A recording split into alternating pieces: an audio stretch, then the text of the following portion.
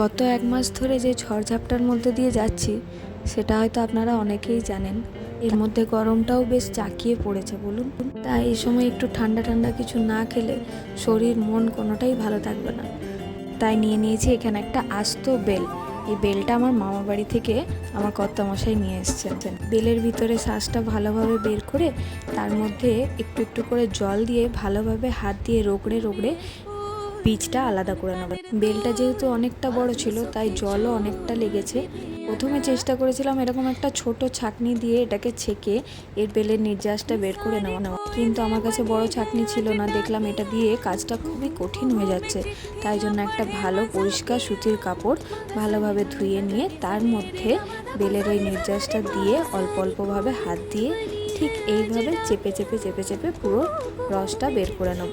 একটু করে জল দিয়ে দিয়ে বারে বারে এইভাবে করে নেওয়ার পর বেশ অনেকটা পরিমাণ এরকম বেলের পাতলা জুসটা বেরিয়ে এসেছিলো। এরপরে এর মধ্যে দিয়ে দিয়েছি ওই 4 টেবিল চামচ মতন চিনি আর হাফ টেবিল চামচ মতন বিট লবণ দিয়ে এটাকে খুব ভালোভাবে গুলিয়ে দিয়ে দিয়েছিলাম এতে আগে থেকে ড্রাই রোস্ট করে রাখা জিরে গুঁড়ো। এই ভাজা জিরে গুঁড়োটা বেলের শরবতের স্বাদটা যেরকম দ্বিগুণ করে দেয়, তেমনি যারা ওয়েট লস করতে চাইছো তাদের পক্ষেও কিন্তু এই ভাজা জিরে গুঁড়োটা খুবই উপকারী। এবার এটা চাইলে কিছুক্ষণ ফ্রিজে ঠান্ডা হওয়ার জন্য রেখে দেওয়া যেতে পারে।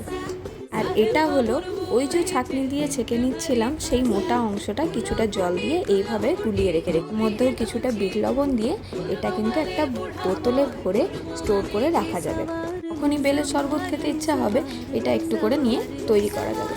এই বেলের শরবতে পাতিলেবুর রস যদি দেওয়া যেত তাহলে কিন্তু ব্যাপারটা আরও জমে যেত, কিন্তু আমি নিরুপায়, আমার কাছে ছিল না সেই মুহূর্তে পাতিলেবু। ব্যাস এবার এটা পরিবেশন করার পালা। তার আগে আমি এই শরবতটার মধ্যে কিছুটা আইস কিউব ফেলে দিলাম। ওই 3-4টে মতন আইস কিউব দিয়েছি, কেন কি শরবতটা আগে থেকেই ফ্রিজে ভরা ছিল, ঠান্ডা হয়েছে অনেকটাই। ব্যাস এবার পরিবেশন করার জন্য গ্লাসের মুখে একটুখানি বিট লবণ এভাবে লাগিয়ে নিলাম। এরপর ওই যে বেলের গাঢ় অংশটা যেটা আমরা বোতলে ভরে স্টোর করে রাখবো বলেছিলাম সেটা একটু করে প্রথমে গ্লাসে দিয়ে দিলাম। তারপরে ওই পাতলা শরবতটা গ্লাসের মধ্যে পুরোটা দিয়ে পরিবেশন করলাম ঠান্ডা ঠান্ডা বেলের শরবত।